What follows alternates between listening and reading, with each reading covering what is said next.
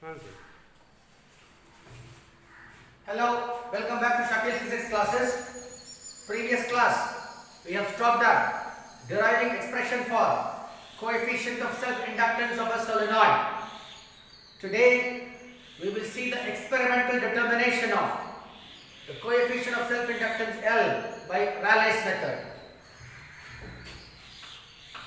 Experimental determination of L, Rayleigh's method.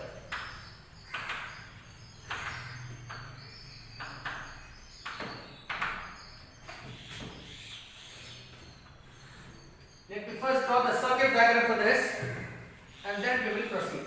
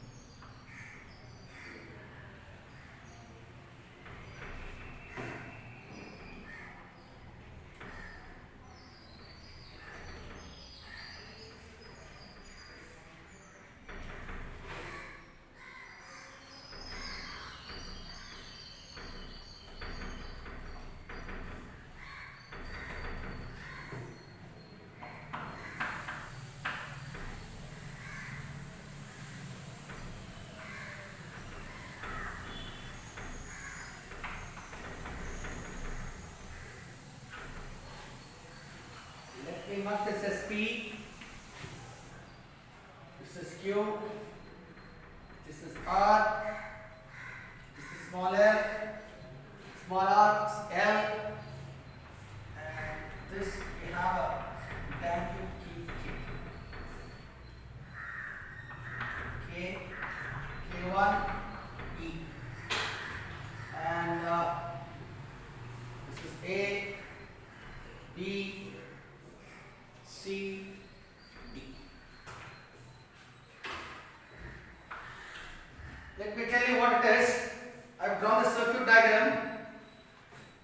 This experiment, Rayleigh's experiment, to determine coefficient of self-inductance of a given solenoid, is based on Wheatstone's bridge, principle of a Wheatstone's bridge.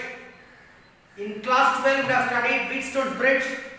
It has 4 arms and 4 resistances will be connected, and the principle is the product of resistance in the opposite arms will be equal. That is the principle. We will try to see what this diagram tells and how is it used to determine the coefficient of self-inductance of a given coil. As is shown in the figure, you can see an inductance L and a small resistance R. This value is about, small r is about 0.01 ohm. Such a low value of resistance and an inductance L whose value of coefficient of self-inductance is to be determined are connected in series. And you can see in the Wheatstone's network, the arm CD has an inductance L and a low resistance of the value 0.01 ohm. In the other arm AB, there is a resistance P. In the arm AC, there is resistance Q. Then in arm BD, there is yet another resistance R. Across this small resistance R, I have connected a key. Between B and C is connected a battery of EM of E and a key K1. These are tap keys. Now how do we proceed? To start with, what do I do is, key K is closed. Please listen to me very, very carefully. To start with, I am closing key K, which means R is small r is not included in the circuit.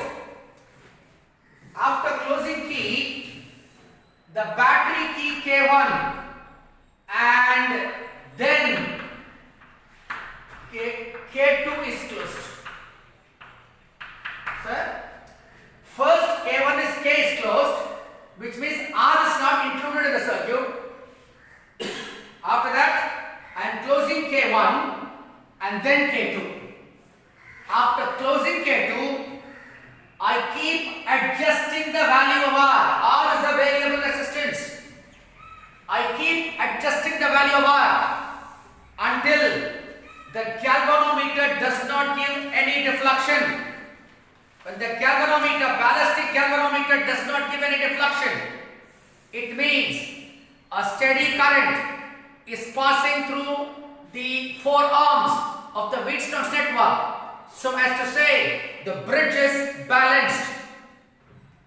I repeat the first part once again. Key K is closed, which means R is not included. After that, K1. After K1, I close K2. This is K2 for me. This is K2 for me. And I adjust. Then the galvanometer will, ballistic galvanometer will give a deflection. Resistance R is adjusted until there is no deflection in the ballistic galvanometer. This is done to balance the bridge. The bridge will be balanced if only the resistances in all the 4 arms are proportionate. Now what do I do? In the next step, galvanometer K2 is pressed first. Please listen to me.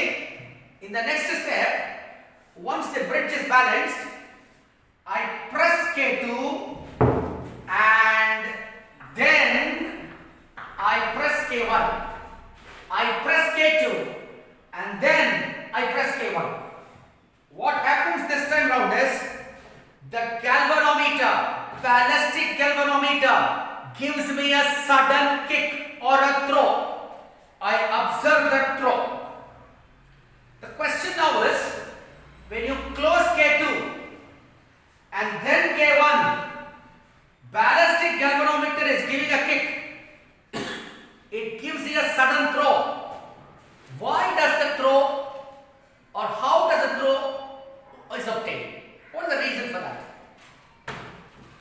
So to analyze that, if you close K2 and then K1, you see a current flows through the inductance L.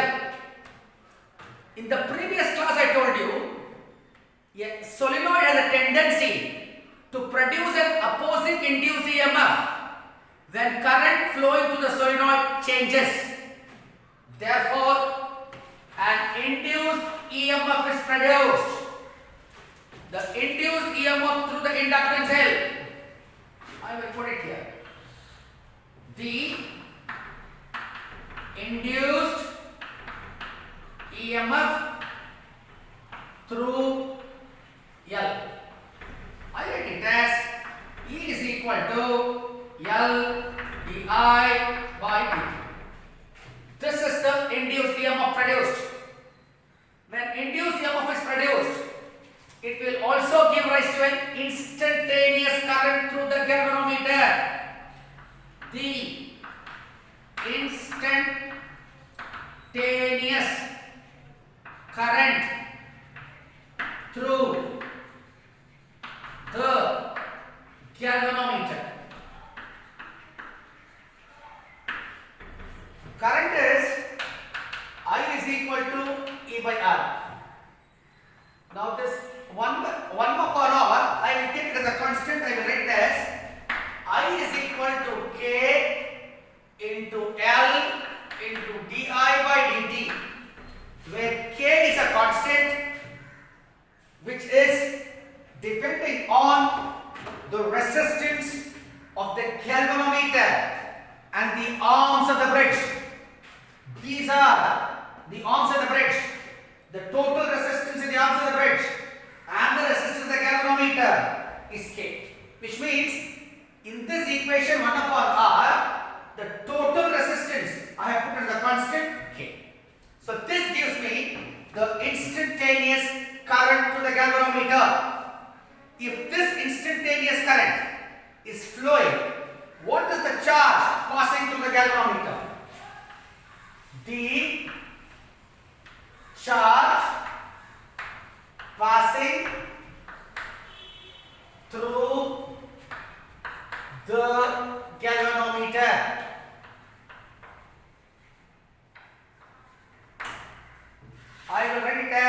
dq. This is I into dt. I is k L di by dt into dt will give you k L di. This is the charge through the galvanometer. I will call this as equation number 1. So having found out what is the charge passing to the galvanometer, we need to find out what is the total charge passing to the galvanometer when the current grows from 0 to I naught. Total charge through the ballistic galvanometer when current grows from 0 to I naught, which means I have to integrate this. Integral dq is equal to integral 0 to I naught kl di. This is equal to q is equal to kl into I naught. This I will call it as equation number 2. K is a constant, L is a constant. Di if you integrate I, and if you substitute the upper limit I naught, lower limit is 0, and therefore I end up with KL I naught. Now if this charge flows to the galvanometer, it will give a sudden kick. Let us observe that kick as theta. Then from the theory of ballistic galvanometer, this charge Q is given as, I will write this as Q is equal to T by 2 pi C by NAB into theta into 1 plus lambda by 2. I will call this as equation number 3. You may ask me, how do you get this? Then the answer for that is, when you study the theory of ballistic galvanometer in unit 2, your teacher will derive an expression for charge where T stands for time period of oscillation, C is the couple per unit twist, N is the number of turns of the coil, A is the phase area of the coil, B is the strength of the magnetic field, theta is the throw, lambda is the logarithmic decrement. So more about that you will study in unit 2, sir. Now let me rub this off. Okay. Now equation 2 is giving me charge, total charge. Equation 3 is giving me total charge. Equating from 2 and 3. From 2 and 3, I can as well write KL I naught is equal to T by 2 pi C by NAB theta 1 plus lambda by 2. And let me call this as equation number 4, sir. This is equation number 4. Now, if you have been listening to me, I said K, damping K is closed. Damping key K is closed. This key when it is closed, or is not included in the circuit. This is not damping key. The key connected across R. This is the damping key. Now, K is closed, which means R is not included in the circuit. K2 is closed first, then K1, you get a sudden kick, and we have ended up with equation 4. Now what I am going to do is, I am going to open K. When I open K, I am including the small resistance R, whose value is of the order of 0.01 ohm. Please listen to me. Having arrived at equation 4, I will now remove key K, which means I am including resistance R in the circuit whose value is very small.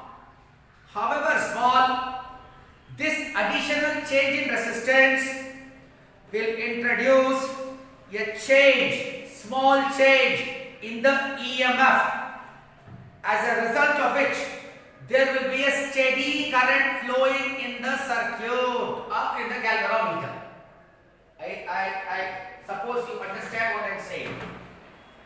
If you are not able to understand, I repeat this once again. Once I remove this key K, I am including resistance R in the circuit. If I include this R in the circuit, total resistance of this arm will change, but the entire circuit will change because of the addition of this small value of resistance. As a result, there will be a change in the EMF. As a result, there will be a steady current flowing. The steady current now flowing, the steady current will be K into I naught into R. You may ask me, I naught R will give you potential, divided by R will be resistance. The total resistance of the 4 ohms plus the ballistic galvanometer, I have already taken it as K. Therefore, K into IR is the steady current that flows to the ballistic galvanometer because of the addition of this small resistance R. As a result of the steady current in the ballistic galvanometer, I observe a steady deflection. Let the steady deflection observe in the ballistic galvanometer be D, small d. Then I can write C by NAB into D is equal to K into I naught into R. I will call this as equation number 5. I will call this as equation number 5. Following this, I can as well write this equation as K I naught R is equal to C by NAB into D. I will call this as 5. Is that okay to you, sir? Is that okay to you, sir? You may ask me what is C upon NAB. C upon NAB we also call it as current sensitivity. Current sensitivity of a ballistic galvanometer is the current required to make one deflection by one division.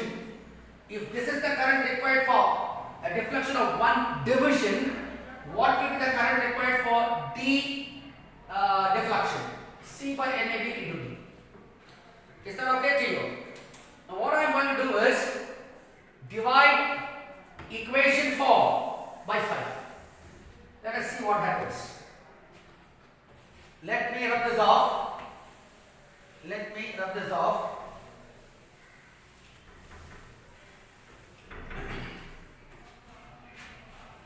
Dividing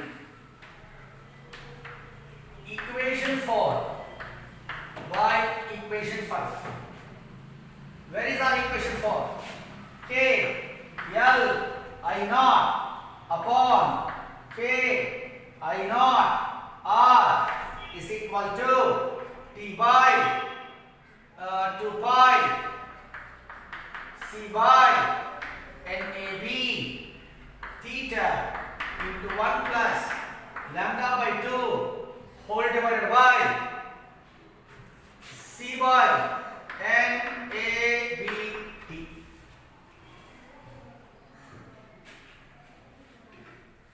K can be struck off. I naught can be struck off. C by 2 pi everything will go off. So we will be left with L by R is equal to T by 2 pi theta by D into 1 plus lambda by 2. Is that okay to you?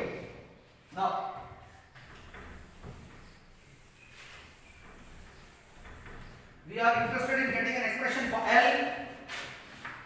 Therefore, L will be equal to P by 2 by theta by D into R into 1 plus lambda by 2. That is the expression for coefficient of self-inductance of a given solenoid using Raleigh's method. Is that clear to you, sir? Is that clear? The procedure is same. Next we are going to do other applications of this. Same thing we are going to follow. So please, this is a potential detailed question in section C. Please go through this and make notes of this so that I will proceed with the next topic for discussion, sir. My next topic for discussion is